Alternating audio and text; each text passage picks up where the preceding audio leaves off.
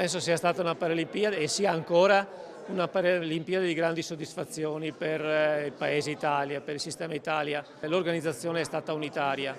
È chiaro che nel momento in cui sono partite le Paralimpiadi abbiamo dovuto realizzare qualche accorgimento in più per le persone con disabilità e per gli atleti con disabilità.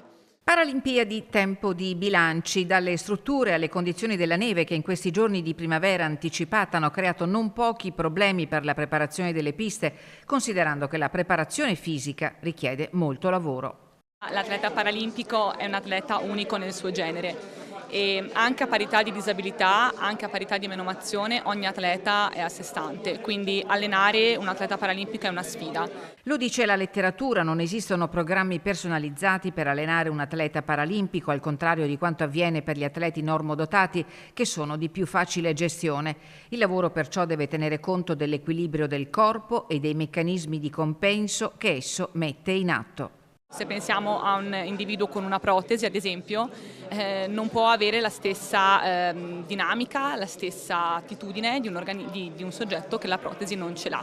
Il lavoro cardiovascolare e muscolare, insomma, è molto diverso e soprattutto è molto impattante nella pratica sportiva. Sono stati comunque fatti passi da gigante, anche se la strada è ancora lunga. Quanto all'eredità dei Giochi Paralimpici, in termini infrastrutturali degno di nota è l'intervento eseguito allo Stadio del Ghiaccio di Cortina. Tutti lo conosciamo per essere stato l'emblema delle Olimpiadi del 56, oggi è stato completamente ristrutturato nella parte degli spogliatoi, dei servizi, degli accessi, dei percorsi ed oggi è uno stadio che si presenta perfettamente accessibile anche per gli spettatori. Così come l'Arena di Verona, perché rendere accessibile un monumento che ha 2000 anni di storia è forse la cosa che più ha colpito anche gli ospiti stranieri arrivati da tutto il mondo.